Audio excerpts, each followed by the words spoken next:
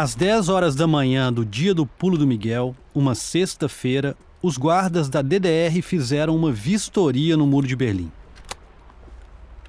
Eles estavam desorientados, porque sabiam que alguém tinha passado ali, ainda de madrugada. E já fazia 6 horas que o suspeito estava do outro lado, andando pelas ruas de Berlim Oriental, livre, leve e solto. Tá tudo naquela investigação da Stasi que eu te falei. Naquele calhamaço de 600 páginas, cuja capa tem as palavras Inquérito Confidencial. E embaixo, um nome escrito à mão. Miguel Carmo.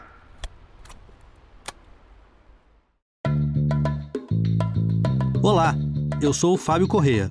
Sejam bem-vindos ao segundo episódio da série O Pulo de Miguel, parte do DW Revista, o podcast da redação brasileira da Deutsche Welle em Bonn, na Alemanha. E essa é a história do brasileiro que pulou o Muro de Berlim.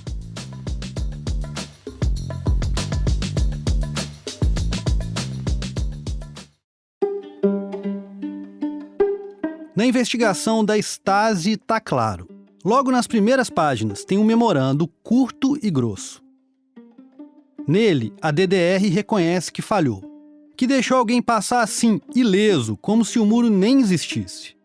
Como se aquela Berlim dividida fosse uma só. O Guilherme Becker, nosso leitor oficial de documentos, vai ler esse memorando. Averiguações concluíram que, em 5 de novembro de 1971, por volta de 13h45 da manhã, um suspeito desconhecido violou a divisa da DDR, vindo de Berlim Ocidental. Ele passou por cima das instalações de segurança fronteiriça e se retirou em direção à capital da DDR sem ser reconhecido. Assinado, Subtenente Reutzen. Por causa disso, para tentar limpar a lambança que tinha feito, a polícia da fronteira da DDR tentou se cercar de todos os detalhes. Os oficiais fizeram 3 mapas mostrando o caminho exato que o brasileiro percorreu. Uns 800 metros, do bairro de Kreuzberg, na esquina do muro, do lado ocidental, até a casa dos pais dele, no bairro Mitte, já na Berlim Oriental. E anotaram os vestígios do pulo do brasileiro. Ele tinha deixado pegadas no solo e raspado o musgo no cano em cima do muro. Além disso, a polícia da DDR tirou 5 fotos, registradas às 10 da manhã de 5 de novembro de 1971, o dia do pulo. Em 2 dessas fotos está a cortina de concreto, vista do lado capitalista. Ali, o muro que tinha acabado de fazer 10 anos parece quase inofensivo. Nem tão alto, uns 2,5 metros de altura, feito de tijolos de concreto com um cano de metal no topo. Embaixo dá para ver um pouco de mato seco e terra, tipo um terreno baldio. No alto do muro, no cano de metal, tem uma marcação de caneta com uma seta. Foi ali que o Miguel passou. Outra foto tem as pegadas que o brasileiro deixou numa faixa de areia que existia entre o primeiro muro, o do lado ocidental, e um segundo muro, mais uma barreira, que tinha do lado oriental. Sim, porque o Muro de Berlim não era só um, era uma sequência de obstáculos. Essa faixa de areia, também chamada de Faixa da Morte, tinha uns 50 metros de extensão. Depois de pular o primeiro muro, o Miguel teve que atravessar 2 barreiras. Uma baixa, feita de estacas de madeira cruzadas, chamada ouriço tcheco. Elas eram utilizadas para impedir que tanques, carros ou gente a pé seguissem em frente. Aí, depois, ele teve que pular uma cerca de metal, mais alta.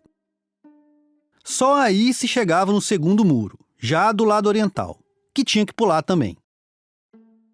Ou seja, não era só um pulo, eram vários pulos. E se você somar com aquele outro pulo, o do Brasil, quando o Miguel fugiu do internato no Rio, são mais pulos ainda. E ainda tem outros, tá? Mas calma, hoje nosso foco é nesse dia específico. Ou melhor, nessa madrugada. Porque é ainda mais surpreendente que ele, o pulo, ou eles, os pulos, não tenham sido percebidos por ninguém. Porque tinha uma torre de observação do lado, com guarda olhando. Mas às 4 da manhã, será que eles estavam dormindo? E tem mais um detalhe. O Miguel estava embriagado. ele tinha tomado 7 litros de cerveja e 10 doses de vodka. Assim, exatamente. Com esse tanto de álcool no corpo, parece inacreditável que ele tenha passado pelos obstáculos sem cair, sem tropeçar, se machucar ou algo pior. Mas a gente sabe que o brasileiro era da pá virada e que ele estava separado da família, do outro lado da cortina de ferro, no meio da Guerra Fria, em Berlim Ocidental, sem poder voltar para o lado comunista, por causa de outro país. E não era o Brasil. Era um país também comunista, que era inimigo da DDR, a República Democrática da Alemanha. Esse país era a República Popular da China.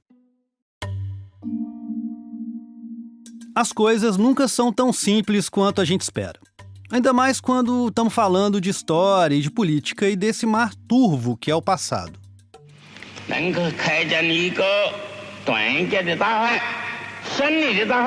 Esse aí é o Mao Tse-tung, o líder da Revolução Chinesa. A gente está falando de 1971. Parece loucura pensar nisso hoje. China e DDR, 2 países comunistas brigando entre si. Mas era exatamente isso que estava rolando atrás da cortina de ferro. E o motivo era a Rússia, ou melhor, a União Soviética. Como você deve saber, a DDR surgiu da Alemanha ocupada, depois da Segunda Guerra. A Alemanha socialista estava do lado controlado pelos soviéticos. Com isso, ela era meio que um satélite de Moscou dentro da Alemanha. Mas a China não tinha nada a ver com isso. E era um país imenso, tão poderoso quanto a União Soviética, com quem fazia fronteira. Só que o socialismo chinês era diferente do soviético. A China do Mao Tse-tung era maoísta. Pregava a revolução dos camponeses e o culto à personalidade do próprio Mao Tse-tung. Já a União Soviética era industrial. Defendia um socialismo mais burocrático, centralizado, e tentava se livrar justamente do culto a uma personalidade, a de Stalin, morto havia anos e agora renegado. Essa diferença virou uma disputa pelo comando do mundo comunista. Quem mandava mais do lado de lá da cortina de ferro? Pensa só, anos 60, todo mundo armado, bomba atômica. A treta ficou pesada em 1969, mesmo ano em que o Miguel foi preso pela primeira vez na DDR. Nesse ano, chegou ao ápice aquilo que a gente chama tecnicamente de ruptura sino-soviética. Quando a União Soviética e a China quase, por muito pouco mesmo, se enfrentaram na fronteira entre os dois países, com risco real de guerra nuclear.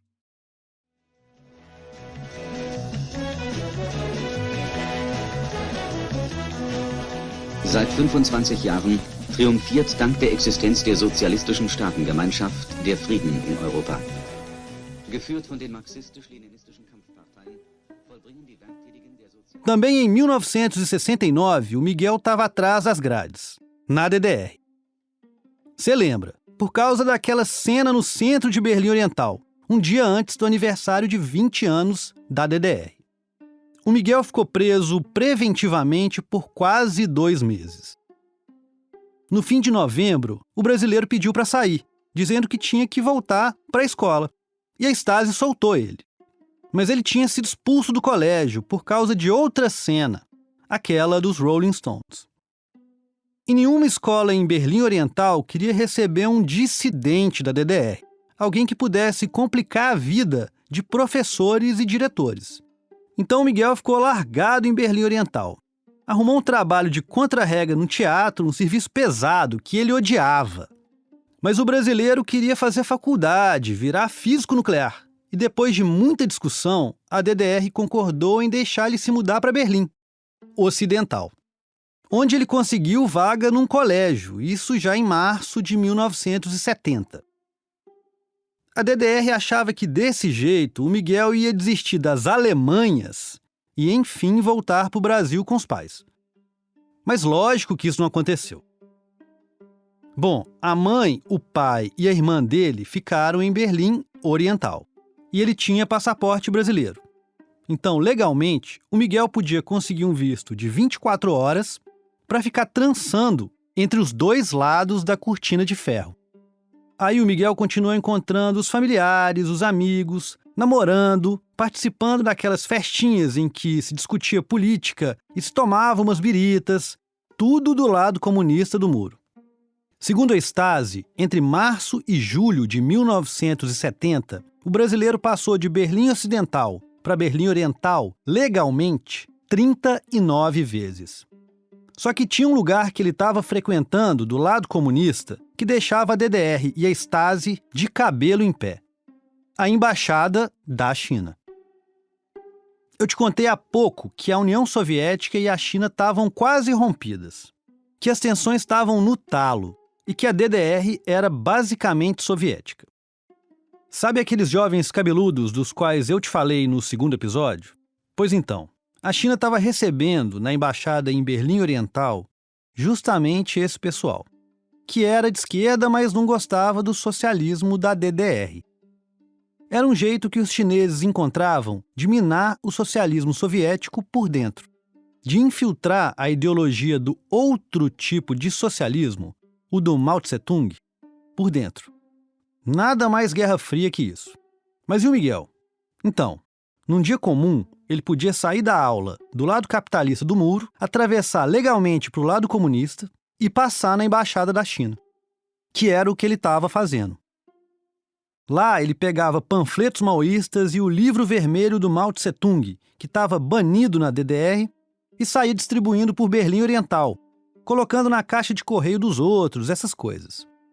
Quase uma traquinagem. E claro que a Stasi estava de olho nele. Tanto que em 26 de março de 1970, quando Miguel se mudou oficialmente para Berlim Ocidental, o serviço secreto da DDR deu início a uma operação contra o grupo de amigos do Miguel, que frequentavam as mesmas festas, iam nos mesmos botecos e falavam mal da DDR pelos cotovelos.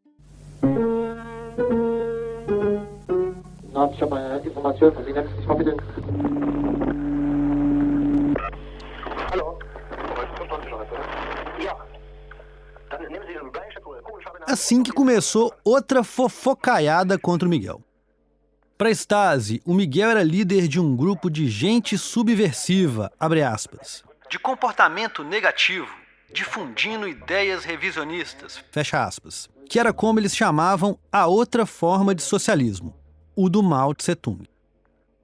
Nessa operação, o serviço secreto da DDR designou 8 funcionários, que infiltraram, nas festinhas do Miguel, uma dúzia de caguetas, quase todo mundo menor de idade. E fez fotos dele. Fotos do Miguel andando por Berlim Oriental com uma pasta de couro, que era onde ele, segundo a Stasi, guardava os panfletos maoístas. O mais importante é que essa operação teve um efeito prático. Em 1º de agosto de 1970, a DDR baixou uma ordem oficial. Ela impedia, a partir de então, que o brasileiro pudesse entrar na Berlim do Leste. Ou seja, o Miguel estava ilhado, em Berlim Ocidental, barrado pelo muro. 1 ano e 2 meses se passaram, com o Miguel totalmente barrado na DDR. Não que ele não tenha tentado, tá? Por 2 vezes, ele se fez de desentendido e arriscou tentar entrar pelos postos de controle. E claro, não conseguiu. Nessa época, o Miguel já morava com a Johanna, a futura mãe adotiva dele. Ele alugava um quarto na casa dela. Mas a relação ainda era bem diferente do que seria no futuro. Eles ainda estavam longe de ser mãe e filho. A relação era apenas de locadora e locatário. E o Miguel estava triste, perdido, sem vontade de ficar ali naquela Berlim Ocidental, naquela Berlim capitalista. Como ele mesmo disse a Stasi. Em Berlim Ocidental, eu estava levando uma vida sem rumo. Passava meu tempo com várias mulheres diferentes ou em bares. Essas são as palavras do próprio Miguel. Elas estão no interrogatório da Stasi de 8 de novembro de 1971, 3 dias depois do pulo do muro.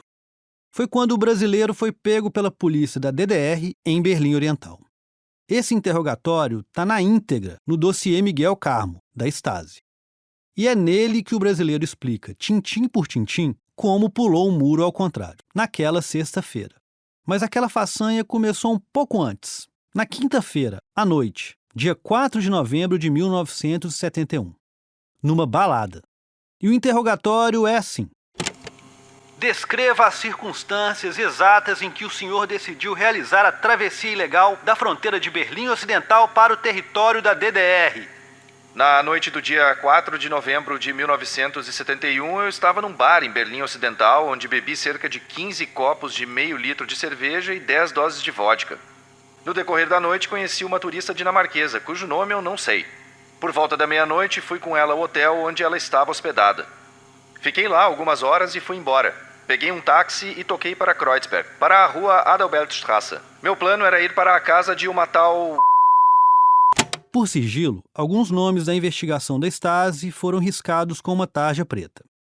Bom, mas como eu dizia, foi quando desci do táxi que tomei a decisão. Iria tentar entrar ilegalmente na DDR para voltar à casa dos meus pais. Eu estava insatisfeito com a vida em Berlim Ocidental. Precisava ver meus pais de novo. Sou muito apegado a eles. Claro, o fato de eu ter bebido ajudou na decisão. Fui andando pela Adalbertstrasse até chegar nas instalações de fronteira da DDR. Escalei o primeiro muro e avistei a cerca de 150 metros de distância, na torre de controle, 2 soldados. Saltei do muro e segui em direção à DDR. Nesse lugar tem um obstáculo na terra, que parece uma tábua com pregos. Era o ouriço tcheco. Pulei de novo e caí num vão, de forma que não me machuquei. Aí eu corri até um caminho de asfalto. Ali tinha umas cercas e eu consegui passar por baixo delas rastejando. Até esse momento, nenhum dos guardas me viu. Pelo menos ninguém me gritou, nem percebi nenhuma atividade dos soldados da fronteira. Durante a travessia, levei em conta que a minha passagem ilegal seria impedida por armas de fogo. Mas eu não estava nem aí. Nada importava mais. Depois de passar pela última barreira, fiquei satisfeito por tudo ter ocorrido de forma tão inofensiva. O Miguel já estava de novo em Berlim Oriental. O pulo tinha dado certo. O brasileiro, então, caminhou a passos largos pela mesma rua que tinha descido do táxi, mas agora no leste. Andou uns 500 metros até a esquina com a Köpenickstrasse e chegou ao número 110, o endereço dos seus pais. Ele estava em casa de novo. O apartamento ficava no primeiro andar, sobre o térreo. Em cima do portão de entrada tinha uma laje. E o Miguel pulou de novo para chegar na janela do quarto da irmã dele, a Sônia, que dormia. Era por volta ali das 4 horas da manhã. Bati na janela até que minha irmã desse sinal de vida e me deixasse entrar pela janela. Eu não queria que meus pais soubessem que eu estava ilegal no território da DDR. Por isso entrei por ali. E como sua irmã reagiu à sua chegada repentina? E quais detalhes sobre a travessia ilegal você contou a ela? Minha irmã Sônia ficou visivelmente surpresa quando eu surgi na janela dela. Ela logo abriu para eu entrar no quarto, onde contei para ela que eu tinha ultrapassado ilegalmente a fronteira, passando por vários obstáculos sem que os guardas percebessem. Ela duvidou do que eu tinha dito, e eu pedi a ela que não contasse para os nossos pais sobre isso, porque eu achava que eles iam me dedurar para as autoridades. Minha irmã prometeu que não contaria a eles, apesar de eu ter achado que ela continuava duvidando de mim. Foi quando a minha sobrinha de 1 ano acordou e começou a chorar. Era a Sara. Você lembra, né? Isso acordou meus pais, que vieram ver o que estava acontecendo e ficaram igualmente surpresos que eu estava ali. Falei para eles que tinha entrado no apartamento daquele jeito pouco usual para não acordá-los e que eu tinha entrado legalmente na DDR de madrugada, porque não tinha fila no check-in de entrada. Disse, por fim, que logo cedo eu tinha que ir embora, porque teria aula às 8 horas, em Berlim Ocidental. Lógico que o Miguel não voltou para a escola do outro lado do muro no dia seguinte. Ele saiu cedo e foi se encontrar com amigos, com a namorada e visitar os mesmos lugares que ele costumava ir em Berlim Oriental. O brasileiro ficou sexta, sábado e domingo inteiro passeando atrás da cortina de ferro, ilegalmente. Bahnhof Friedrichstraße, der zuletzt eingefahrene Zug endet hier und fährt zurück nach Mahlsdorf. Mas por volta das 10 horas da noite de domingo, ele, sabendo que tinha que dar um jeito de voltar, teve uma ideia. O Miguel foi para a estação de Friedrichstraße, no centro, onde a maioria dos turistas que vinham de Berlim Ocidental entravam para visitar o lado oriental. A ideia dele era fingir que também era turista e que tinha se perdido. O brasileiro foi na direção contrária dos postos de controle, onde havia um grupo grande de turistas mesmo, e se apresentou às autoridades da DDR. Ele queria dar a desculpa de que vinha de Berlim Ocidental, tinha se perdido na alfândega no meio das pessoas e passado sem querer pelo controle dos guardas da DDR sem ser notado. Mas dessa vez, o pulo não deu certo. Os guardas enquadraram o brasileiro na hora e o levaram, detido, direto para a prisão, em Berlim Oriental, onde ele passaria longos meses atrás das grades na DDR, por ter pulado o muro de Berlim ao contrário. Nós éramos stalinistas, mas terrivelmente stalinistas. Para mim, Stalin era meu pai e minha mãe. Nos fins do ano de 55, eu soube que a polícia socialista torturava os presos políticos. O mundo caiu sobre minha cabeça. Já sem escrever há longo tempo, já descrente por inteiro das ideologias, do fundamental das ideologias, Stalin era vivo ainda, eu deixei o Partido Comunista. Se você nunca ouviu essa voz, com certeza já escutou esse nome. Jorge Amado. Baiano de Ilhéus. Autor de Capitães de Areia, que talvez você tenha lido na escola. Não sei se você sabe, mas o Jorge Amado também teve uma trajetória política, que começou nos anos 30, quando ele se filiou ao Partido Comunista Brasileiro, o PCB. O mesmo da Ana Montenegro e do Alberto Carmo, os pais do Miguel. Por causa disso, em 1937, o Jorge Amado foi preso. Era a época do Estado Novo, do Getúlio Vargas. O presidente, antes de ser conhecido como pai dos pobres, estava bem afinado com o fascismo na Europa. Também em 1937, Capitães de Areia, que conta a história de um grupo de meninos de rua em Salvador, foi censurado e queimado em praça pública numa fogueira na capital da Bahia. Alguns anos depois, em 1945, quando Getúlio saiu do poder, o Jorge Amado foi eleito deputado federal, pelo PCB. No áudio que você ouviu, o Jorge Amado conta que era stalinista e que depois se distanciou, mas o teor político dos livros do baiano fez com que ele ficasse bem conhecido na União Soviética e também na Alemanha Oriental. O Jorge Amado era um dos autores estrangeiros mais famosos na DDR, que tinha traduzido quase todos os livros do baiano. Bom, é hora de a gente dar outro salto no tempo e no espaço e voltar para julho de 2025. Imagino que você tenha percebido, a gente continua na Bahia. Da ilha de Itaparica, onde visitei a Sara, eu peguei o ferry boat de volta para Salvador, para encontrar a primeira pessoa que viu o Miguel depois de ele pular o muro. Então pode falar tranquilo. Assim, não, a você pessoa faz tá o gravando. que você quiser saber e eu digo o que eu sei. Então, Ou eu acho que eu sei. O que você lembra? Que é o O que que eu importa. lembro, porque eu não vou dizer que eu lembro de tudo, porque foi uma coisa muito corrida, né? Mas vamos começar assim, fala seu nome.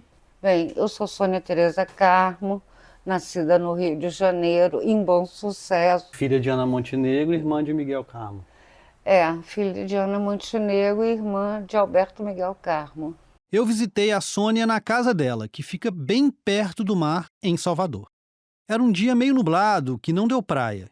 Então a gente resolveu conversar no escritório da casa dela, onde ela guarda um baú lotado de memórias, com cartas, documentos, recortes de jornal e outras coisas. Inclusive o ingresso de um show dos Rolling Stones, que a Sônia viu em 1974 em Londres, onde ela morou depois de sair da DDR e antes de se mudar para a Bahia, o que está diretamente ligado ao Jorge Amado. Ainda bem jovem, a Sônia começou a trabalhar como intérprete em Berlim Oriental. E numa dessas, ela acompanhou ele, o Jorge Amado, numa visita do escritor à DDR. Aí tem a coisa do Jorge Amado, né? Porque eu fui intérprete dele. Aí ele me disse, minha filha, assim, né? Como se fala com uma guria, com uma menina. Quando você for à Bahia, pode perguntar a qualquer taxista que sabe que eu moro no Rio Vermelho, sabe onde eu moro. E realmente eu bati na casa de Jorge Amado, porque ele falou tão claro para mim, e ele, por incrível que pareça, ele não mandou voltar outra hora, pedir, olha, diga à moça lá fora que agora eu não posso atender. Muito pelo contrário, ele mandou logo eu entrar. Aí eu expliquei mais ou menos, ele sabia quem era minha mãe, né? Porque eles já se conheciam, minha mãe era amiga da primeira mulher de Jorge Amado, né?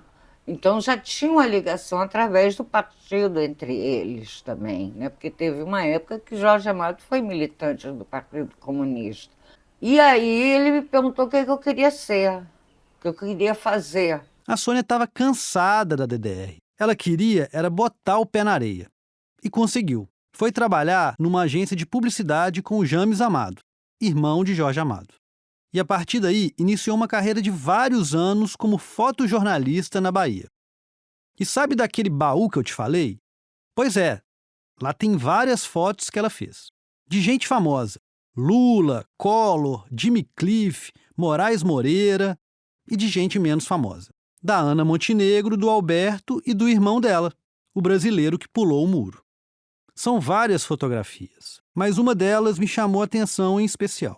É do Miguel ainda adolescente. Ele está na frente de uma mesa no que eu acredito ser a sala de jantar do apartamento dos Carmo, em Berlim Oriental.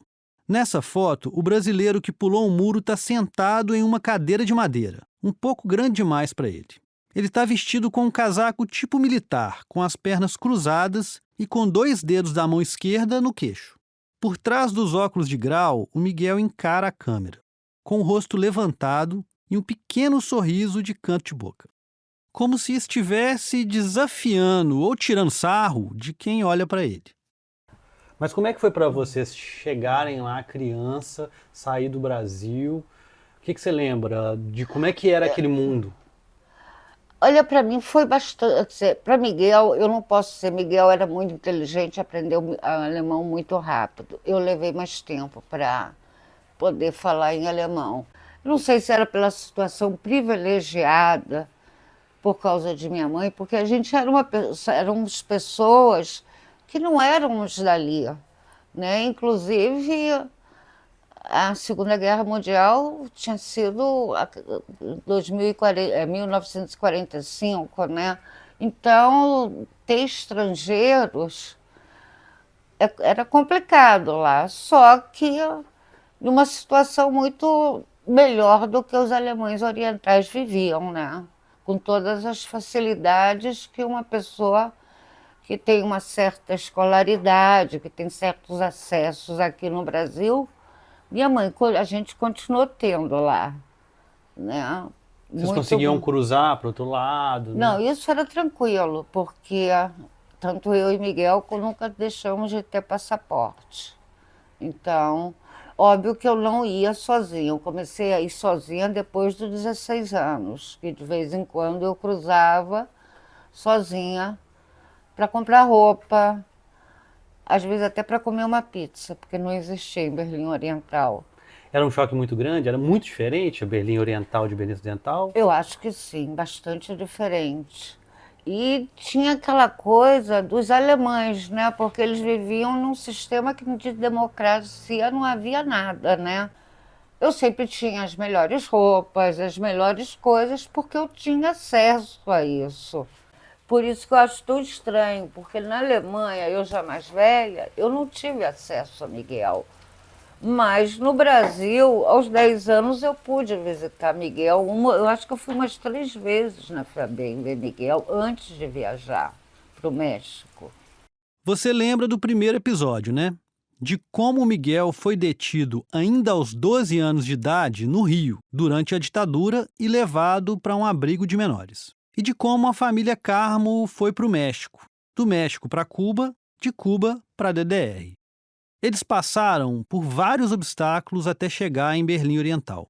Golpe militar, filhos separados, até conseguirem se reunir e chegar na DDR, em 1965. E foi isso. E aí a vida foi sendo tocada. Foi sendo tocada, só que minha mãe e meu pai já não estavam mais, já vinham brigando desde o Brasil. Então ficou uma coisa muito complicada, cada um foi viver a sua vida. Miguel a dele, eu a minha mãe a dela e meu pai a dele. Então foi uma família que foi mais ou menos cada um. A única união mesmo era eu e Miguel. Nós tínhamos uma união ali, sempre tivemos. Miguel sempre teve o cuidado de cuidar de mim, muito mais do que o meu pai e minha mãe. Só que ele também tinha outros interesses. E aí, como eu não sei com que grupo ele se meteu na Alemanha Oriental, porque teve até uma vez que ele deu uma festa lá em casa, acho que meus pais estavam viajando, qualquer coisa assim, que ele me prendeu dentro do banheiro. Mas ele era um cara de esquerda, né? Você acha que ele era mais de esquerda do que a Alemanha Oriental? Ele era anarquista. Ele não queria Estado. Ele não queria Estado. O da Alemanha Oriental, para ele aquilo ali era olha, era uma ditadura, né? Vamos ser bem claros. Se é para ser claro, aquilo ali era uma ditadura. Tinha como não ser. Porque você não podia sair, não tinha escapatória. Essas são as lembranças da Sônia sobre como as coisas funcionavam na DDR. Mas eu sei que você está esperando para ouvir ela contar sobre o que realmente aconteceu naquela madrugada quando o Miguel apareceu de surpresa na janela dela. Volta na noite em que o Miguel passou pelo muro. Como é que você lembra, assim? Eu Você me estava lembro, dormindo? primeiro eu estava dormindo, né? Quando ele entrou pela janela. E lá a gente, apesar de inverno, a gente dorme com janela aberta, né? Quer dizer, a maioria das pessoas, porque tem sempre um ar fresco, né? Opa! Como assim? Ele não teve que bater na janela porque ela estava fechada? Eu estava com a janela aberta, né? Quando eu vi Miguel, já estava me futucando. Eu tomei um susto, porque eu sabia que não era o lugar dele. Eu fiquei assim, assustada. Ele disse, não, eu só vou ficar aqui até amanhecer. Ele te falou o que ele tinha feito? Ele falou mais ou menos, não, eu consegui entrar com os caras de carro. Ah, ele falou isso? Falou. Peraí, com os caras de carro? Quais caras?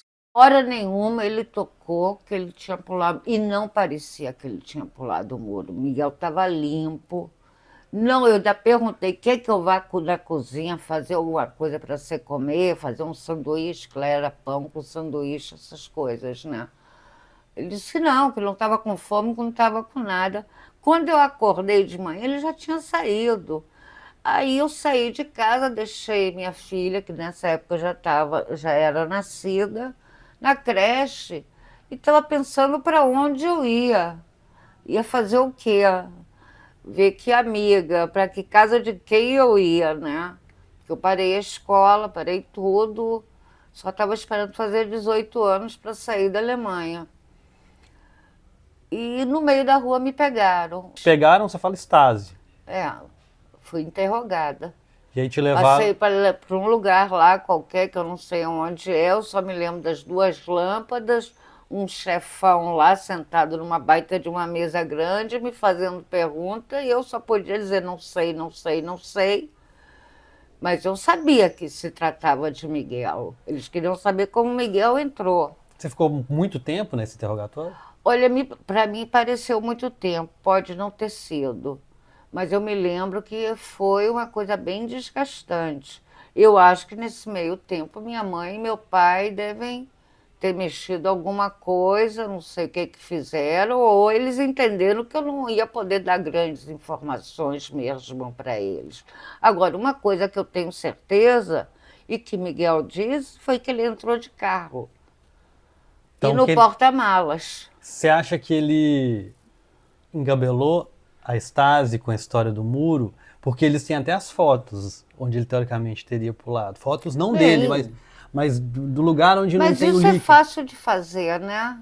Talvez você se lembre do nosso primeiro episódio, da minha conversa com a Dora Bambirra, em que ela alega que a ditadura militar no Brasil inventava muita coisa.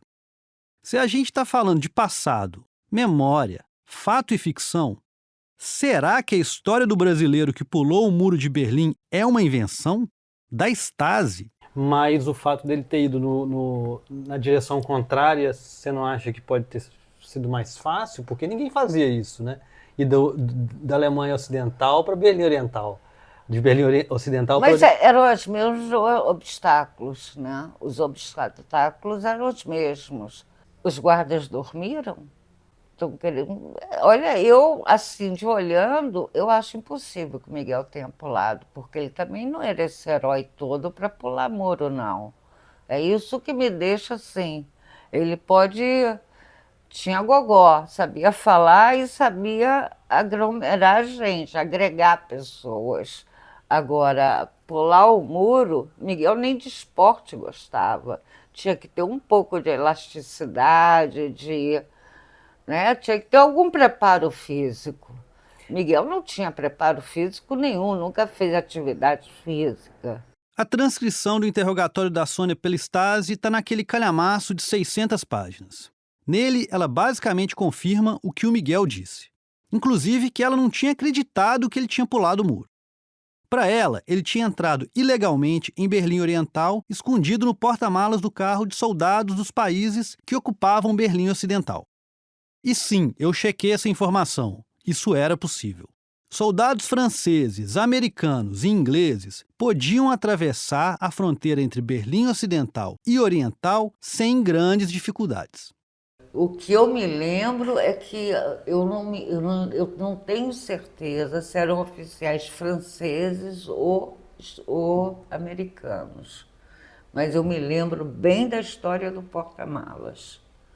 E realmente eles tinham esse direito. Mas o que ele me disse é que ele entrou e veio de carro. E pela aparência dele, eu acho que ele realmente não pulou o muro. Mas você acha que eles podem ter forçado, sim, essa narrativa? Eu acho que sim, porque foi bem brabo o interrogatório. Para quem não está acostumado aos 17 anos, ver aquele estilo alemão de interrogação é um outro tipo de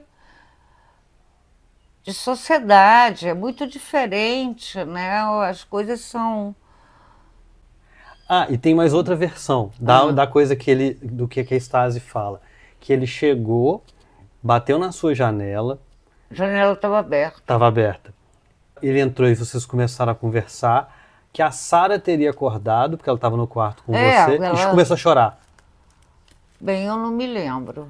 E que isso seus pais acordaram. Meus pais não tiveram com o Miguel. Isso eu Eles tenho não certeza. estavam em casa? Não estavam. Não, eles estavam estavam em casa dormindo. dormindo. Mas não tiveram com o Miguel, eles não viram Miguel. E eles não procuraram meus pais porque só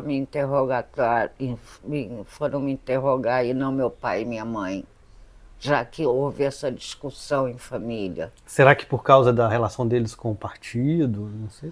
Bem, é isso que eu gostaria de saber, mas era muito mais fácil eles interrogarem meu pai e minha mãe, já que eles dizem que eles sabiam que Miguel estava lá, do que uma pessoa de 17 anos que não tinha nem essa vivência toda. Vamos dizer, isso foi 17 anos há mais de 50 anos atrás. Para mim, são mais de 50 anos atrás. Então, a vida era muito diferente, né? Eu não estava nem ligada em política, eu queria mais era cair fora daquilo ali. Tem interrogatório da Sônia, sim, mas não tem interrogatório do Alberto ou da Ana Montenegro. Aparentemente, a Stasi não perguntou nada para eles. Sobre o pulo do muro, sobre a outra prisão, nada.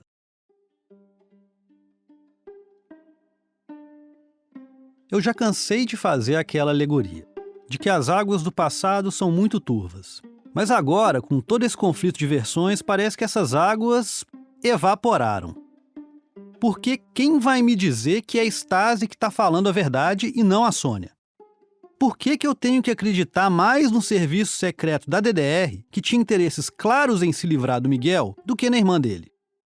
Mas a gente está falando de uma coisa que aconteceu há mais de 50 anos.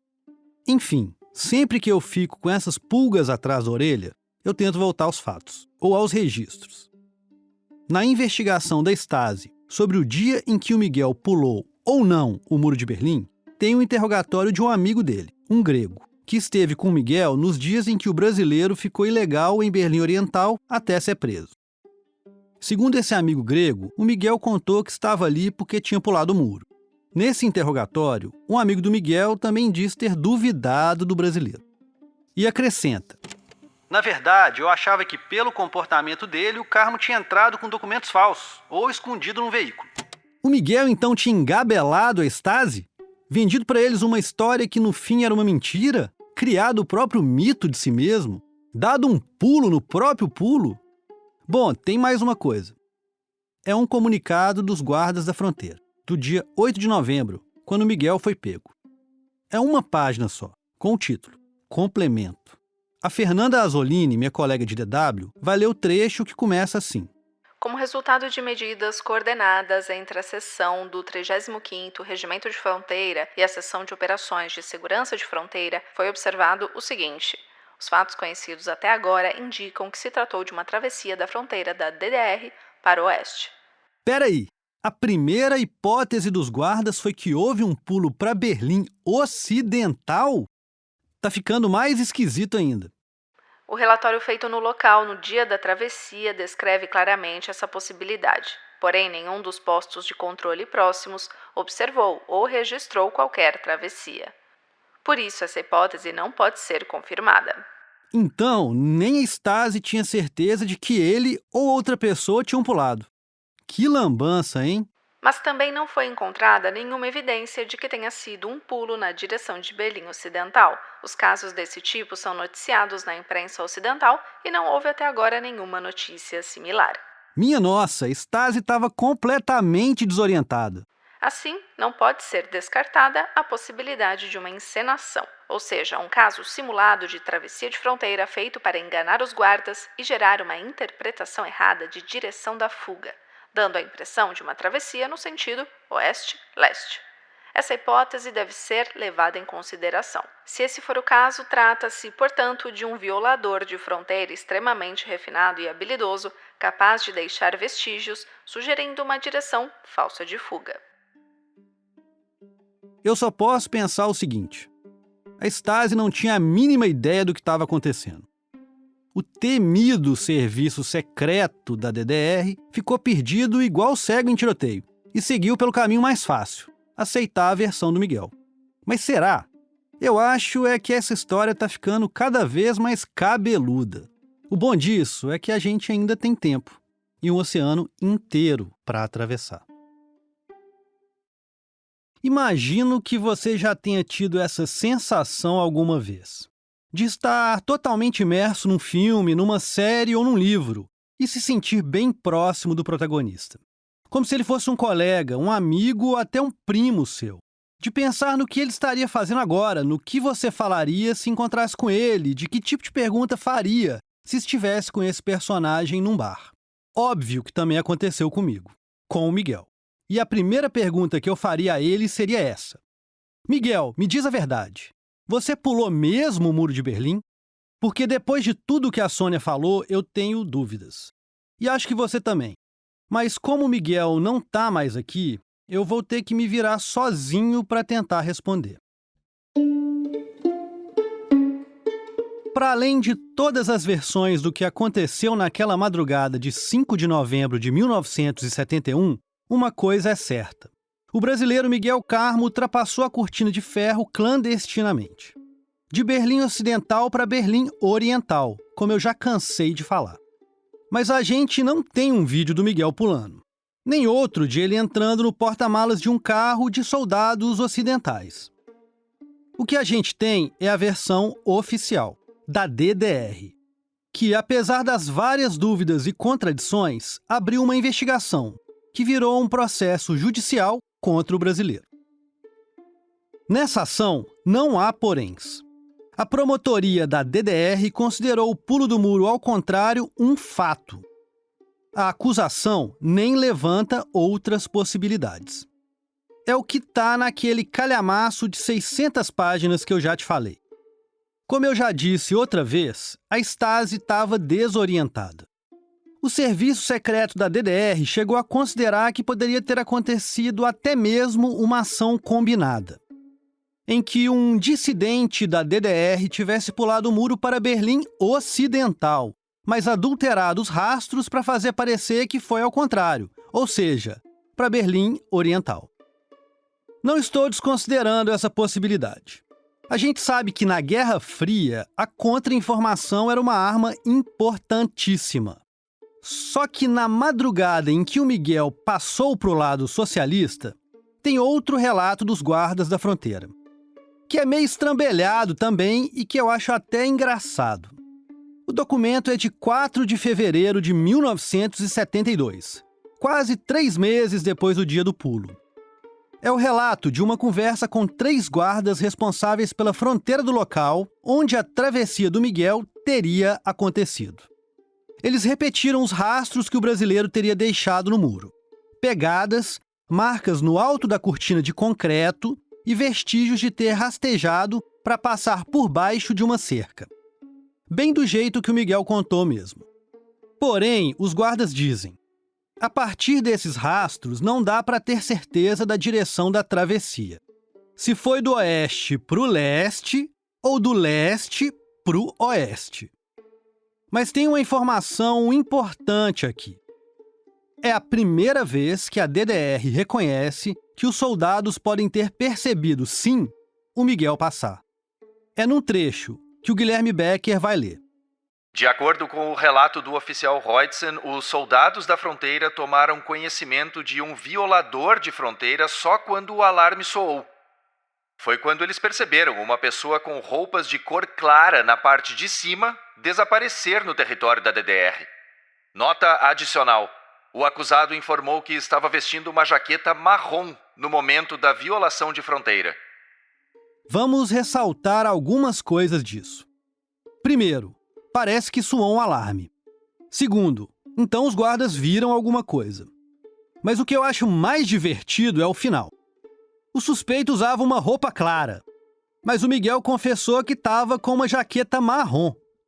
Aí eu fico me perguntando, uma jaqueta marrom é clara ou escura? Isso quer dizer o quê? De madrugada, dava para ter certeza de alguma coisa?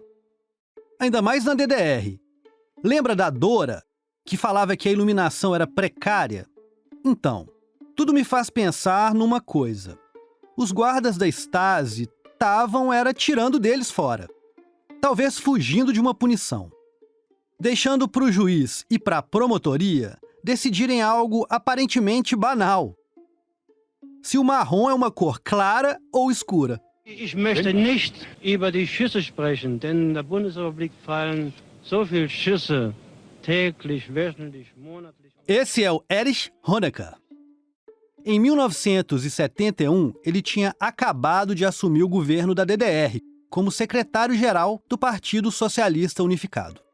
Nessa época, o muro já tinha 10 anos e algumas mudanças estavam acontecendo.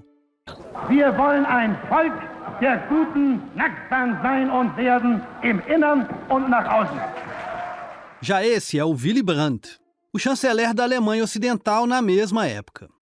Brandt foi o primeiro político de esquerda, um social-democrata, a comandar o país no pós-guerra. E bolou um plano, a Ostpolitik, uma aproximação com os países do bloco socialista, para tentar diminuir as tensões na cortina de ferro. Em outubro de 1971, aconteceu algo importante para a gente aqui. Foi o acordo quadripartite sobre Berlim. União Soviética, França, Inglaterra e os Estados Unidos finalmente sentaram-se à mesa e bateram um martelo em mudanças importantes para as duas Alemanhas. A partir daquele momento, o trânsito para berlinenses dos dois lados do muro ficou menos complicado. Ainda era difícil, mas alguém que morasse do lado ocidental, por exemplo, podia conseguir visto para ir para o lado oriental, mesmo sendo alemão. Não era exatamente o caso do Miguel, que estava cheio de problema com a DDR, mas já era um sinal. Isso culminou, em 1972, com um acordo oficial. A Alemanha Ocidental e a Alemanha Oriental finalmente se reconheciam como 2 estados soberanos. Começava aí uma certa calmaria no Muro de Berlim. Mas agora eu preciso te falar de números. Porque é comum a gente ouvir que quem pulava o muro era o pessoal de Berlim Oriental. E parece, dessa forma, que o caso do Miguel é único. Mas não é bem assim. Claro, a disparidade é gigantesca. Segundo dados oficiais, foram mais de 5.000 pessoas que pularam da DDR para o lado ocidental de Berlim entre 1961 e 1989, os anos em que o muro dividiu a cidade. Desses, pelo menos 138 morreram na travessia, por tiros ou até mesmo acidentes. E como a gente viu na própria investigação da Stasi, esses casos eram tratados com estardalhaço pela imprensa ocidental. Os fugitivos da DDR viravam heróis, como exemplo de que o regime socialista espantava os próprios cidadãos. Um pouco antes, a Fernanda Zolini leu um trecho da investigação da Stasi, que levantou a dúvida sobre se o pulo, naquela madrugada de 1971, não teria sido, na verdade, para o lado ocidental. Vou repetir aqui para você relembrar. Os fatos conhecidos até agora indicam que se tratou de uma travessia da fronteira da DDR para o oeste. Os casos desse tipo são noticiados na imprensa ocidental e não houve até agora nenhuma notícia similar. Mas os pulos ao contrário, do lado ocidental para o oriental, também existiam. Só que a DDR mantinha silêncio sobre eles. Porque ela também não queria mostrar fraqueza. Além do Miguel, mais de 400 pessoas fizeram esse caminho, do oeste para o leste. Era gente que, como ele, estava com saudade da família, da namorada, gente que estava bêbada, ou mesmo quem não se adaptava ao sistema capitalista e sentia falta do socialismo da DDR. Desses 400 malucos, como Miguel, também houve vítimas. 7 mortos. O levantamento é do Centro de Estudos de História Contemporânea da Universidade de Potsdam, do Memorial do Muro de Berlim e do historiador alemão Martin Schad.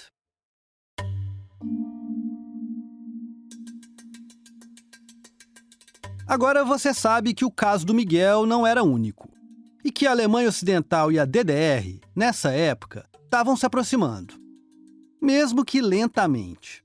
Mas as duas Alemanhas ainda não tinham se reconhecido oficialmente. O Muro de Berlim era a consolidação, em concreto, da Cortina de Ferro, principalmente para a DDR, e por causa disso, a vigilância era praticamente toda voltada para o leste. Já do lado ocidental, havia menos vigilância. Tinha algumas torres de controle, mas de forma esparçada. Afinal, a Alemanha Ocidental nem reconhecia aquela fronteira. O discurso oficial da Alemanha do lado de cá da Cortina de Ferro era que o país não estava dividido. Por isso, era fácil chegar no muro vindo de Berlim Ocidental. Diferentemente do lado socialista, era bem mais difícil alguém impedir. No caso do Miguel, era madrugada, 3h45 da manhã.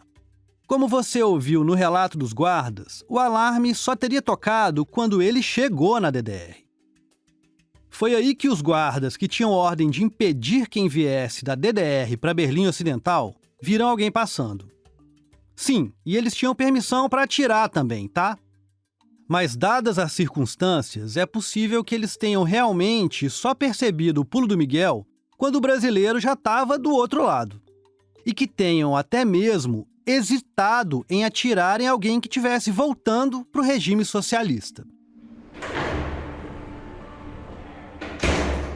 Como você sabe, o Miguel foi detido, 3 dias depois daquele 5 de novembro de 1971. Ele ainda não tinha sido julgado. A investigação continuou por alguns meses. Mas a gente sabe de algumas coisas que aconteceram enquanto ele estava preso.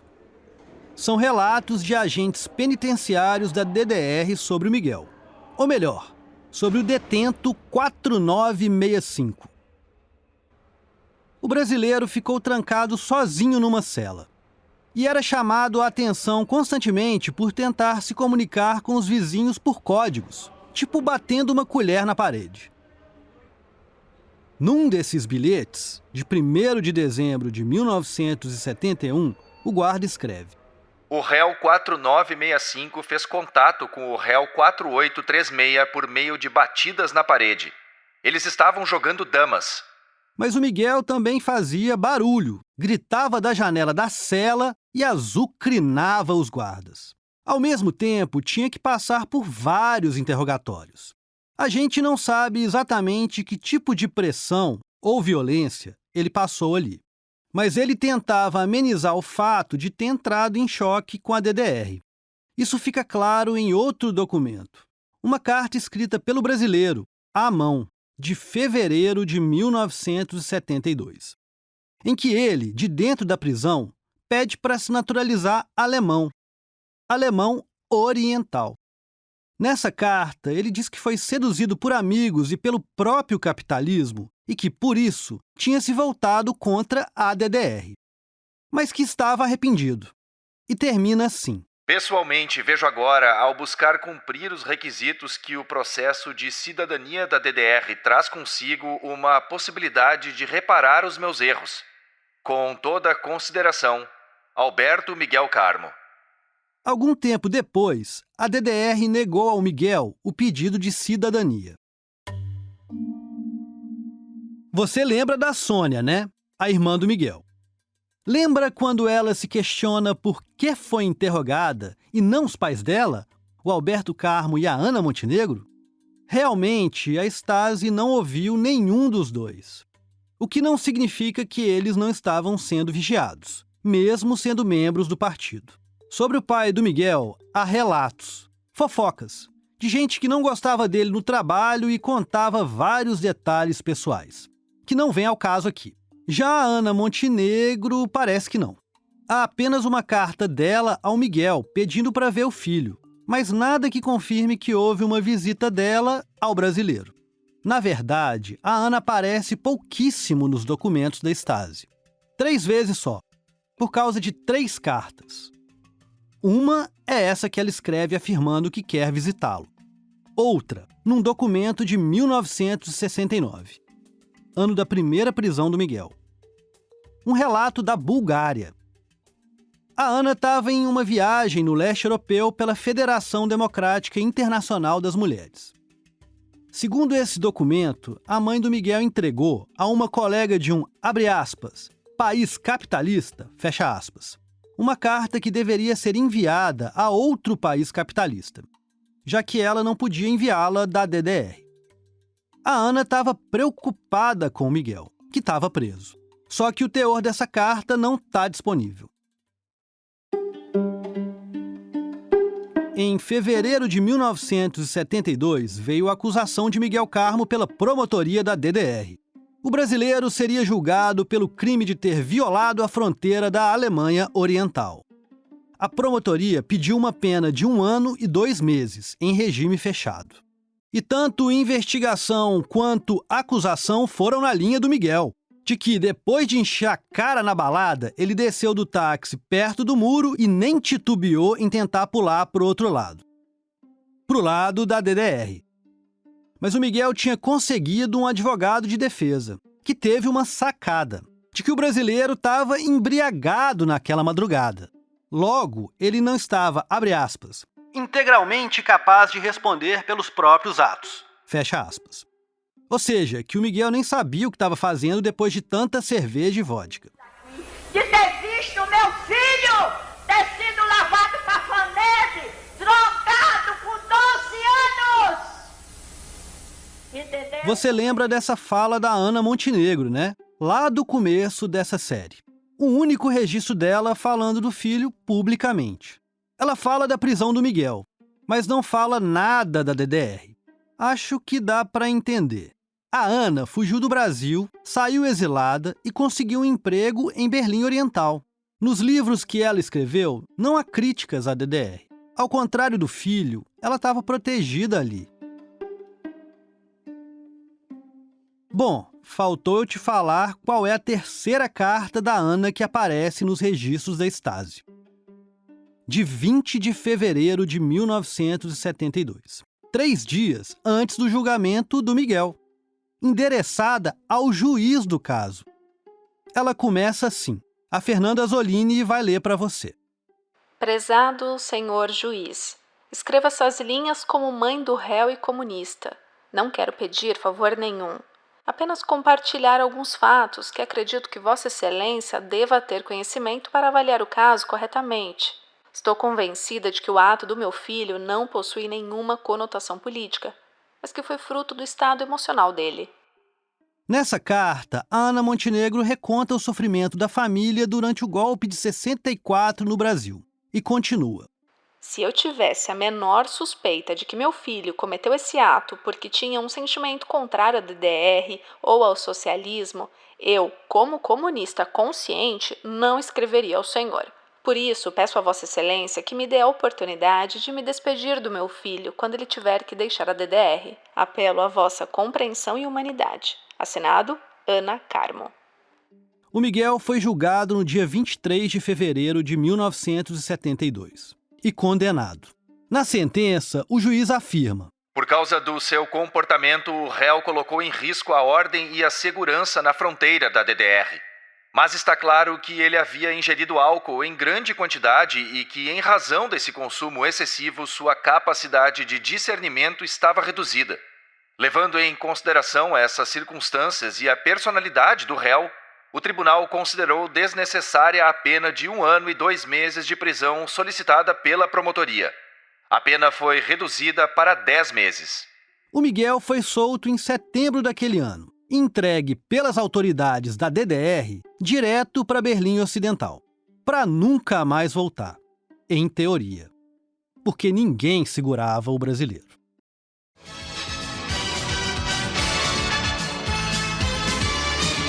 As duas Alemanhas festejam o fim do Muro da Vergonha. Soldados da Alemanha Oriental começam a derrubar uma parte do Muro de Berlim um dia depois da abertura de todas as fronteiras do país. E o Partido Comunista propõe reformas que incluem eleições livres, mudanças na economia e a investigação das atividades da polícia política. Eu falei tanto que eu tenho aqui na minha mão a investigação de 600 páginas da Stasi sobre o Miguel, que você deve estar se perguntando: como que ele conseguiu esse calhamaço? Acho que está na hora de eu te contar a respeito disso. E sobre como essa história chegou até mim.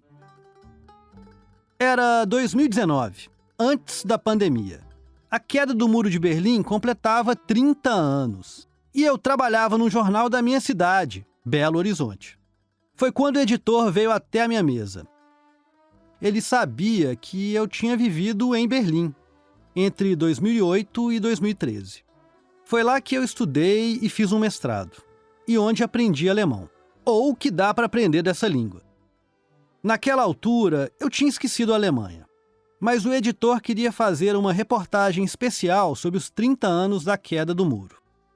Eu tinha uma coisa na cabeça.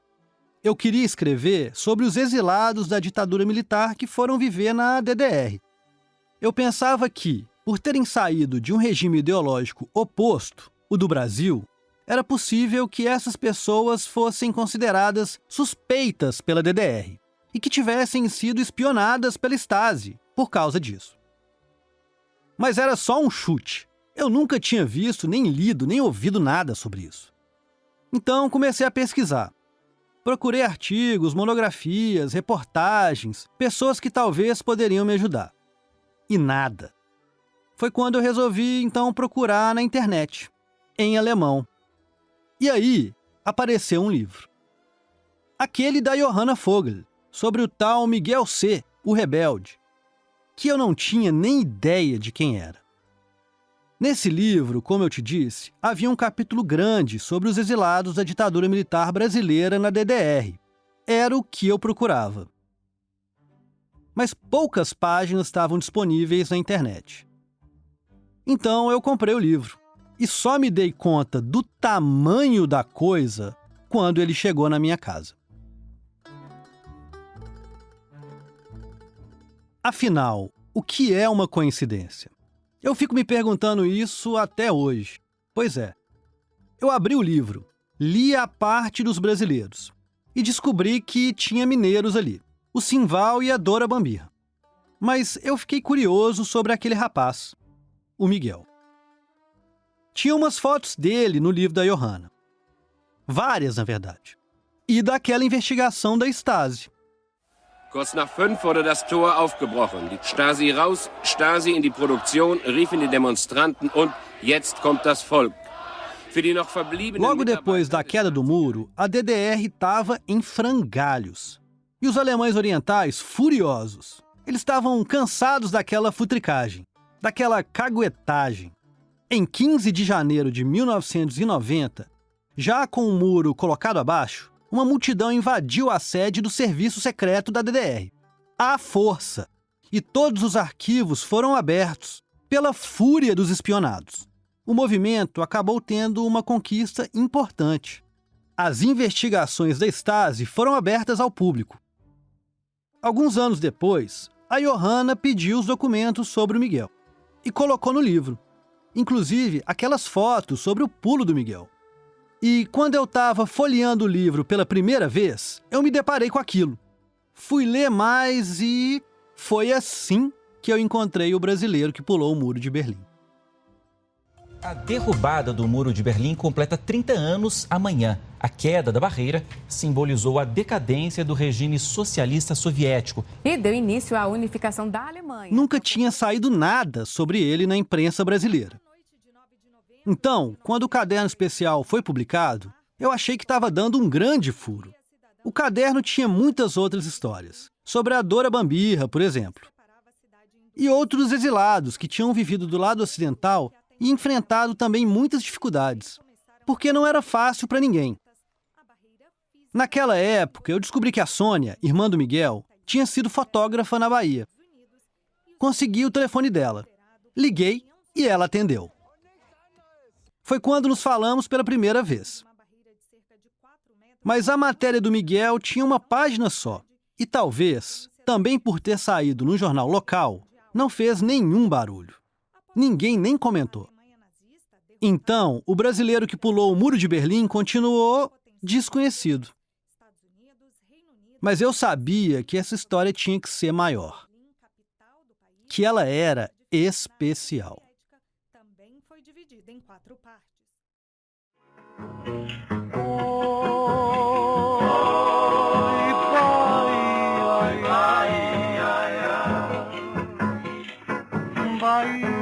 Eu sei, já tô na Bahia tem muito tempo. Mas isso porque, antes de atravessar o oceano, eu precisava entender uma última coisa. Eu precisava saber quem era a Ana Montenegro. E para isso, eu tinha que falar com mais uma pessoa. Fernanda Flores, eu sou historiadora, professora de história e pesquisadora, né? Pesquisa sobre Ana já tem desde 2013 para cá, então tem 12 anos quase nessa pesquisa sobre Ana Montenegro. Então me conta, quem que foi a Ana Montenegro?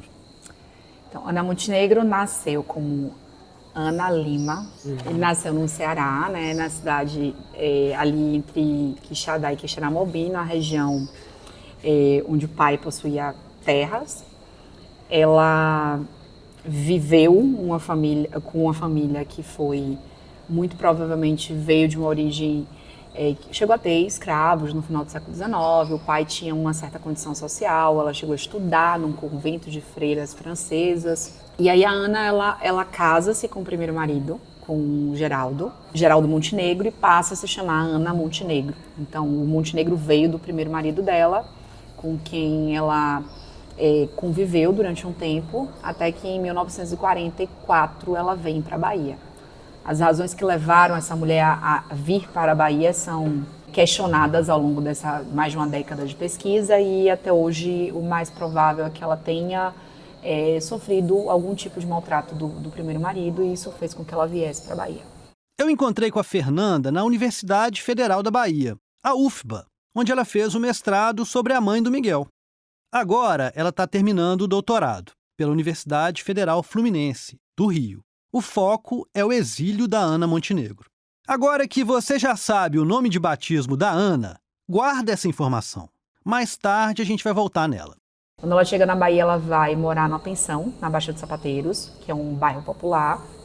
Era um local onde funcionava vários núcleos ali de pessoas que começam a se envolver com o comunismo, e ela vai estar com essas pessoas durante a década de 40, ali, final da década, na verdade, segunda metade da década de 40. Entre 45 e 46, ela se aproximou de Marighella, de Mário Alves.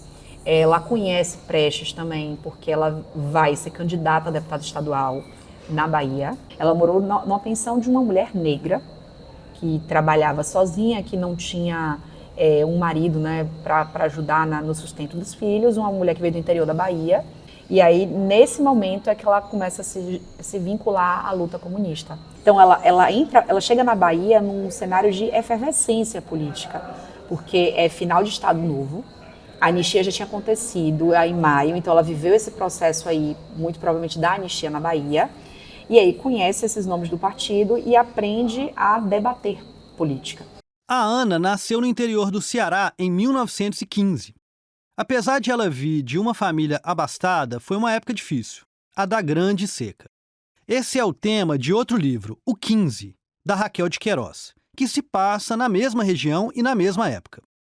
Ainda criança, a Ana foi estudar num convento e aprendeu francês. Depois ela virou servidora pública e morou em outras cidades do Nordeste até chegar na Bahia. A gente já falou aqui do Estado Novo do Getúlio. Ele tinha proibido o Partido Comunista Brasileiro, o PCB, em 1937. Mas na Bahia havia uma certa tolerância aos comunistas. Em 1945, com a reabertura política, os comunistas da Bahia, como Marighella, foram para o Rio, que era a capital. E a Ana foi também. A essa altura, ela já tinha uma carreira também como jornalista, escrevendo para vários jornais comunistas, mas também para outros, como o Momento Feminino, voltado aos direitos da mulher. Escreveu vários textos sobre stalinismo, sobre a questão do Natal, sobre a carestia de alimentos, mas o ponto principal do jornal era o viés, o olhar feminino. Então, é um núcleo de mulheres que participou, como ela participou da Bahia, dos comitês populares democráticos. É um momento que o Partido Comunista está abrindo o olhar para pensar das mulheres como parte do movimento de massas, então vão ajudar a ampliar o partido. Então, ela participou desse movimento. Então, Ana foi uma militante, além de ser militante comunista, ela foi militante feminina. E porque feminina, ela não se assumia feminista. Ela vai morrer não assumindo feminista. Porque o feminismo, para ela, é um movimento liberal. Porque, não só para ela, tem uma fala bem emblemática de Marighella nesse período, que ele dá um discurso de que o feminismo era algo da direita, que era algo dos liberais e que segregava a luta comunista. Então, Ana não vai aceitar o feminismo, ela entende que o feminismo segrega, ela escreve um livro na década de 80 sobre isso, Ser ou Não Ser Feminista, e ela vai dizer que ela não atende, não aceita o feminismo. Ana, em 47 a 64, atuou na imprensa. Já em 47, você tem registros dela no DOPS, como uma mulher que está sendo mapeada por conta da atividade comunista. Ela foi presa em 49. Isso é Gaspar Dutra, né? Isso é durante o governo de Dutra. Então, mesmo com a reabertura política, o DOPS continua atuando e ela foi mapeada junto com outros comunistas. Então, o DOPS, que surgiu como DEOPS em 24 em São Paulo, vai ser largamente utilizado como DOPS, como polícia política, no Estado Novo e continua atuando de 47 a 64. Então, inclusive, o acervo do SNI, quando o SNI é criado em junho de 1964, vai herdar esses dossiês do DOPS. Só que naquele jornal, o Momento Feminino, havia outras integrantes. Elas faziam parte da Federação de Mulheres do Brasil, uma representação da Federação Internacional Democrática, aquela mesma de Berlim Oriental. Essas mulheres foram perseguidas já nos anos 40. Todas as mulheres que estavam ligadas à federação em 49, que estavam militando a favor de melhores condições para a população, menores taxas para o leite, a questão da carestia de alimentos, foram presas.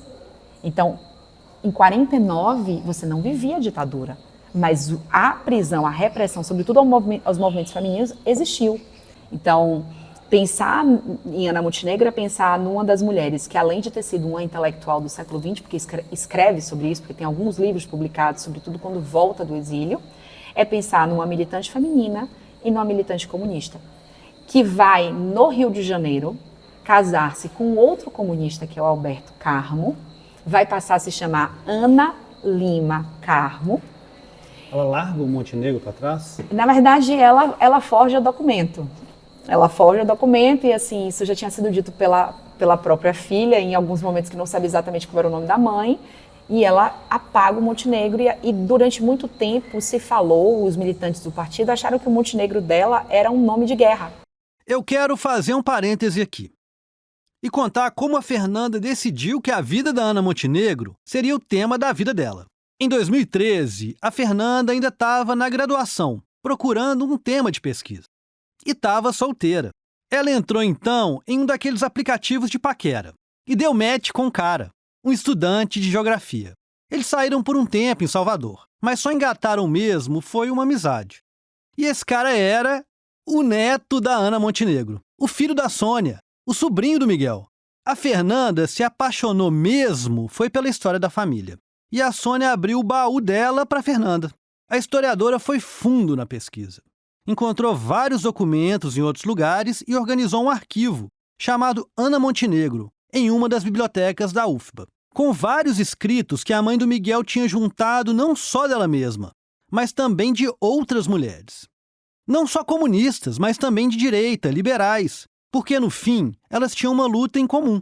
A polícia de Getúlio Vargas, a polícia do General Dutra, a polícia de 64, que decida a primeira mulher ensinada no Brasil e caçada no Brasil, para ser obrigada a sair daqui. Depois do golpe de 1964, a Ana Montenegro recebeu a visita do Marighella. Foi ele quem sugeriu que ela e o Alberto se exilassem. Segundo o Marighella, eles já estavam mais velhos e tinham filhos, e precisavam proteger a família. Naquela época, a Ana já discordava da inclinação do Marighella para a luta armada, e os Carmos saíram do país. No exílio, a Ana teve uma vida política intensa. Viajou pela Europa, foi para o Oriente Médio, se aproximou dos militantes de esquerda da África, mas mesmo assim ainda faltava algo. Como é que foi essa trajetória dela no exílio? Ana tem uma poesia muito interessante, uma fala dela, na verdade, para o Tempo de Exílio, que ela vai dizer que as folhas do outono não cessaram de cair durante toda a trajetória do exílio, porque para ela era março, era outono no Brasil, quando aconteceu o regime militar, quando a ditadura entrou no poder. E essa marca da ditadura acompanhou ela. Então, o outono, as folhas do outono foram caindo nos 15 anos que ela esteve fora, porque a marca, o registro da condição de exilada estava ali presente. E os filhos, como o exílio vai se dar muito pela atuação dela, os filhos vão sofrer isso. Então, eles vão ser exilados junto com a mãe. Eles vão sofrer os efeitos do exílio. Essas folhas continuam caindo e essas folhas vão continuar caindo, por exemplo, para Miguel, que não consegue se identificar numa carta que ele manda para a irmã, nem como brasileiro, nem como alemão. Ele não consegue se identificar nem com o stalinismo, nem com o capitalismo. Então ele não se encontra como cidadão de algum lugar, ao mesmo tempo que ele não se encontra politicamente dentro da vertente nem do pai nem da mãe, nem do local que ele vivia. Então existia um conflito aí com um jovem que foi preso muito cedo, que viveu essa grande aventura, o trauma do exílio durante muito cedo e que teve sua vida no Brasil rompida por conta de um novo regime político. A Ana voltou em 1979 e, na Bahia, retomou a luta no Brasil. Em 1988, integrou o Conselho Nacional dos Direitos da Mulher, da Assembleia Nacional Constituinte. Em 2005, foi uma das 1000 mulheres indicadas ao Prêmio Nobel da Paz daquele ano. E morreu em 2006, aos 90 anos, em Salvador. Ela morreu comunista. Da família, quem vai continuar com esse legado político vai ser ela. Toda a militância dela feminina, ela vai trazer para a pauta e vai continuar escrevendo, militando, atuando, dando palestra, até o finalzinho da vida. Em 1979, os militares baixaram a Lei da Anistia, que possibilitava que os militantes de esquerda voltassem ao país. Em 2012, foi instaurada a Comissão da Verdade, que dava o direito à memória dessas pessoas perseguidas pela ditadura.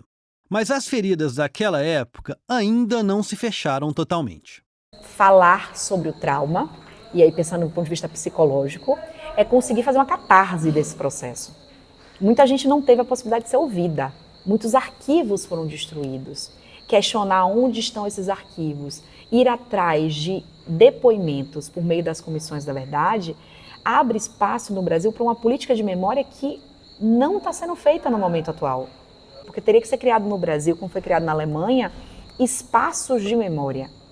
Como você tem o memorial do povo judeu, como você tem o próprio museu do Muro de Berlim para contar a história do muro. Como você tem um muro lá ainda, como você partes. tem um muro. Então, assim, a Alemanha ela é referência do ponto de vista dessa história contemporânea para essa política de memória. Lembrar para não esquecer, para não se repetir. Se o brasileiro não tem memória sobre a ditadura, ele vai às ruas pedir a volta à ditadura. Ana, quando volta, ela vai viver um Brasil num processo de reabertura, mas ela ainda vai ser vítima desse regime em termos de ser investigada. Ela conseguiu atuar largamente, mas ela não conseguiu também estar em espaços em que houvesse uma abertura de fala sobre o que foi de fato a ditadura. Ela publicou um livro de memórias, mas ela não tem a indenização correta por ter sido exilada. Então você tem algumas indenizações que foram pagas para os anistiados, mas até hoje corre processo na justiça que Sônia não recebeu o dinheiro da mãe. Ela nunca foi indenizada pelo exílio? Ela teve uma indenização, o pai dela conseguiu, mas a Ana tinha acho que 3 processos, só ganhou um que foi assim, R$5.000, foi um negócio bem pouquinho. Não, o grande processo de anistia dela nunca foi pago.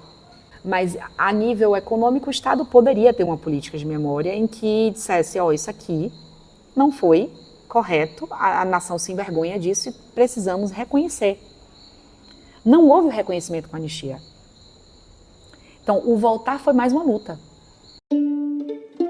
Faltou eu te contar como o calhamaço de 600 páginas chegou até mim. Então, vamos lá.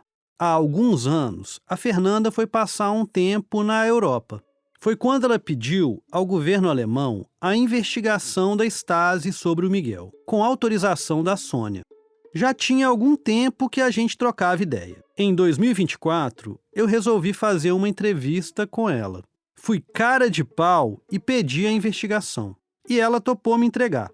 E me mandou tudo. Só que nessa conversa aconteceu uma coisa incrível, que me fez gelar de cima a baixo quando eu ouvi. Você lembra do nome da Ana Montenegro? Ana Freire Lima? Bom, ela tem mais um sobrenome. Ana Montenegro nasceu como Ana Lima. Volta. Ana Freire Correia Lima. Eu sou Fábio Correia, mas também tenho um nome a mais. Vamos por partes. Vou te contar um pouco da história da minha família, bem resumidamente. Meu bisavô nasceu na Alemanha em 1910 e foi para o Brasil antes da Segunda Guerra, fugindo dos nazistas.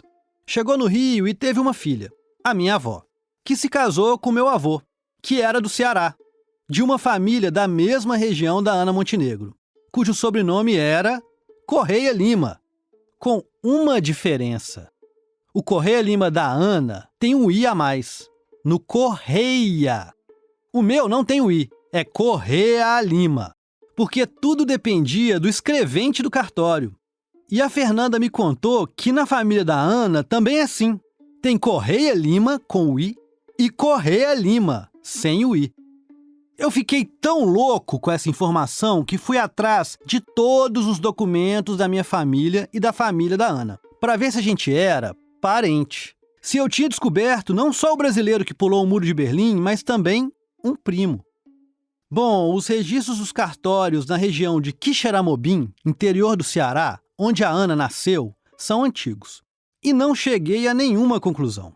Mas descobri que um dos meus parentes de lá, um tio do meu avô, era comunista. Eu não tinha nem ideia de que havia comunistas na minha família. Para mim era quase todo mundo do outro lado. Concluo que você colaborou para coisas muito negativas nesse país, do meu ponto de vista. Eu gostaria de responder a você que nós estamos num país democrático, eu respeito as suas posições e espero que você respeite as minhas. Respeito, tanto pois que é. me calo. E as suas posições, se as minhas posições são constrangedoras, eu acho a sua também muito constrangedoras para mim. Essa é a Raquel de Queiroz. Esse áudio é uma entrevista da escritora no Roda Viva, em que ela é confrontada por outro importante escritor brasileiro, o Caio Fernando Abreu, porque a Raquel de Queiroz apoiou a ditadura militar. Mas, como eu já disse antes, ela era da mesma região da Ana Montenegro e da minha família, no Ceará, e escreveu um livro chamado 15, sobre o qual eu já te contei antes. Só que lá nos anos 30, a Raquel de Queiroz, antes de virar pró-ditadura, foi militante do Partido Comunista. E tem outra coincidência aí. Esse tio do meu avô, que se chamava Ider Correia Lima, também morou no Rio e já conhecia a Raquel de Queiroz desde o Ceará. Foi esse meu parente que escreveu uma carta recomendando a escritora ao Partido Comunista, também nos anos 30. Talvez esse meu tio-bisavô materno tenha conhecido até mesmo a Ana Montenegro. Imagina a minha confusão. Eu comecei pesquisando uma família e acabei chegando, sem querer, na minha família. Será que era só coincidência? Bom, quando eu estava na Bahia, a Fernanda deu uma ideia, para mim e para a Sônia, que a gente devia fazer um teste de DNA. Então, no meu último dia em Salvador, um domingo, eu achei um laboratório aberto e tirei o meu sangue. Em agosto, poucas semanas depois, fui para a Alemanha, para terminar de contar essa história que agora se misturou com a minha. O meu resultado já chegou. Enquanto eu já tinha chegado do outro lado do oceano, a Sônia também fez o teste dela. E o resultado deve sair em breve. Portanto, você vai descobrir junto comigo, até o final dessa série de podcasts, se o Miguel, a Sônia, a Ana e a Sara são também a minha família. E se o Miguel não virou só alguém que eu considero muito próximo porque eu mergulhei nessa história, mas sim alguém que é literalmente parte de mim.